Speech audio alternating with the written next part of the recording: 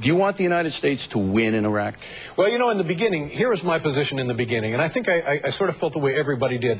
We felt like we wanted to do something because something terrible had been done to us. We did not understand exactly why. All we knew was something terrible, something heinous, something obscene had been done to us. So while it didn't necessarily make as much sense to go into Iraq as it did perhaps going into Afghanistan, I, like most everybody else, felt like, yes, we need to do something. We need to do something. And as the weeks turned into months and into years, and one death became a dozen deaths, and 100 deaths, and 1,000 deaths, then we began to realize, you know what, maybe we're causing more trouble over there than the whole effort has been worth. Possible. But do you want, right now, do you want the United States to win in Iraq? First of all, I don't... It's an easy question. If you don't want the United States to win in Iraq... It's not easy for me because I'm thoughtful. How about that? That was a good one. That was great, Dave. You get paid for those. No, but what I would like would be for Americans to stop dying and for there to be stability in that part of the world. Now, if that means an American victory, okay. But I'm not sure that you can have stability in that part of the world with or without an American presence now.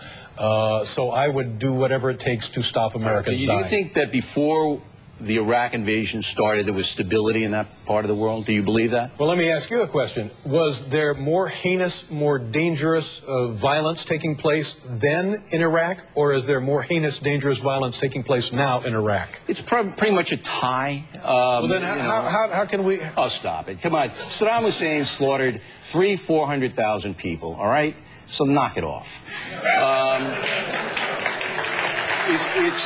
It's a situation that's fluid, but here's the deal. You can object to the policy in Iraq. That wasn't the reason we went over there. No, we went over there because there was weapons of mass destruction. It turned out there were no weapons of mass destruction. Right. And now, what everybody is saying, what about Kim Jong-il? Not only are we guessing that he has weapons of mass destruction, he's saying, hey, look at me. We're setting another one off. Come on over. Yeah, I don't think that's a guess, Dave. Well, I think when he sets it off, we got a clue. Well, then why don't we go there? Because he actually has weapons of mass destruction. Why don't we go there and do what? What do you want to do? You want to drop an atomic bomb on What were we supposed to do going into Iraq then? What we were supposed to do is that the United States government believed that Saddam had a WMDs, okay? And they were wrong. People make mistakes in war. Now, Tony Blair was wrong, Colin Powell was wrong, all these people were wrong. So that means we've made a mistake in war, so we stay there and kill as many Americans as we possibly can. That's the way you get out of a mistake. No. What you do is you try to maximize... And do you honestly believe, irrespective... I don't care. Irrespective of what the... Oh, sure, help yourself. Thank you. We're really friends. This is all an act. We're buddies, we bowl. But irrespective of what the United States... Let's say, to your way of thinking, the United States prevails militarily in Iraq. Right. How long do you think stability in that part of the world will last? It's impossible to say, but... Well, then would it have been worth it? Listen, I don't want to... If it's stable... For the next 1,000 years, then George Bush is a genius. Is that going to happen? Is it going to be stable for another 1,000 years? How do I know? Am I Karnak here or what? What's your best guess? What I'm trying to tell you is... What is your best guess? I don't know. What I'm trying to tell you is this is geopolitics in the world we live in is incredibly complicated. The reason to go into Iraq was WMDs with a mad dictator, okay? That was the reason. It was wrong. If we could go back in a time machine, we wouldn't do it. But how does staying there killing more and more Americans make it right? How do you make a right decision out of a wrong decision? If you get out of... It looks to me like the country is going to fall apart anyway, regardless of what people do.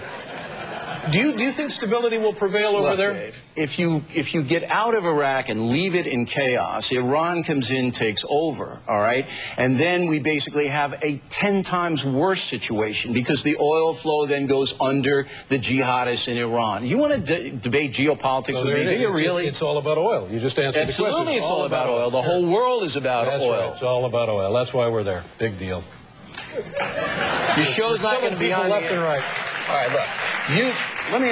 You actually think that we're a bad country for doing what we did, and Bush is an evil man? Is that what you're putting forth here? I don't know that I think that he's evil. I think he's misguided. I think that in the beginning, like I said, we needed to do something. People wanted to feel like we were doing something. People wanted to feel like the attack was going to be accounted for.